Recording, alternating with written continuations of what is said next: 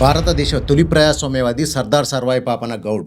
భారతదేశ చరిత్రలో గణతంత్రం, రిపబ్లిక్ అనగానే మనకు రాజ్యాంగం అమల్లోకి వచ్చిన 1950 గుర్తుకొస్తుంది.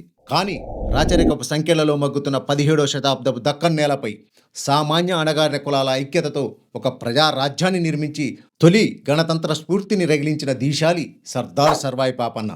ప్రజాస్వామ్యం అంటేనే ప్రజల చేత, ప్రజల కొరకు, ప్రజలతో పాలించబడేది. దక్కన్లో ప్రజాస్వామ్యం ఏర్పాటు చేయడానికి పాపన్న గణతంత్ర వ్యూహంలో 5 ప్రధాన అంశాలు కనిపిస్తాయి. బ్రాహ్మణ భావజాల వ్యతిరేకత, సామ్రాజ్యవాద ధిక్కారం, భూస్వామ్య వ్యతిరేకత, బుద్ధుని సమతావాదం మరియు దళిత బహుజన రాజ్యాధికారం. సర్వాయి పాపన్నలో అత్యంత ఆధునికమైన ఆలోచనలు ఉండేవి.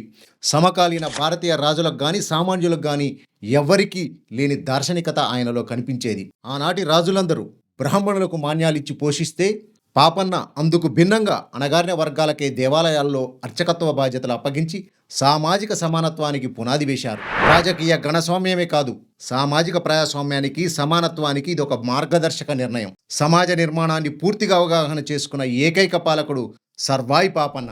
ఆయన తన సైన్యంలో మాదిగ, మాల, చాకలి, కుమ్మరి, మంగలి, ముత్రాసి, దూదేకుల వంటి అణగారిన బహుజన కులాలకు భాగస్వామ్యం కల్పించారు. సాకలి సర్వన్న, మంగలి మాసన్న, కుమ్మరి గోవిందు, జక్కుల పెరుమాళ్ళు, షేక్ పీర్ సాహెబ్ లాంటి వాళ్లకు ఎంతో మందికి పాలనలో భాగస్వామ్యం కల్పించారు. ఇది ఉద్యోగ స్వామ్యం కాదు, పాలనా భాగస్వామ్యం అని నిరూపించారు. ఇది చారిత్రాత్మక నిర్ణయం. ప్రపంచ చరిత్రలో ఎక్కడా ఇలాంటిది లేదు. ప్రజలందరికీ పాలనలో సమాన హక్కును కల్పించాడు. ఆ తర్వాత భారతదేశానికి వచ్చిన బ్రిటిష్ ఉద్యోగస్వామ్య విధానం దేశాన్ని మతం, కులం, ప్రాంతం, లింగ వివక్ష పేర ప్రజలను విడగొట్టి అభివృద్ధి చెందనీయకుండా చేసింది. అంతకు ముందే పాలకుడుగా ఉన్న సర్వాయి పాపన్న చాకలి సర్వన్నను తన ప్రధాన అనుచరుడిగా, ముత్రాసి ఎల్లయ్యను పూజారిగా, మాలకులపు స్త్రీకి సుంకర వృత్తిని ఇవ్వడం ద్వారా నేటి రిజర్వేషన్ల కన్నా ముందే ప్రాతినిధ్య ప్రజాస్వామ్యాన్ని, రిప్రజెంటేటివ్ డెమోక్రసీ ఆయన ఆచరించి చూపారు.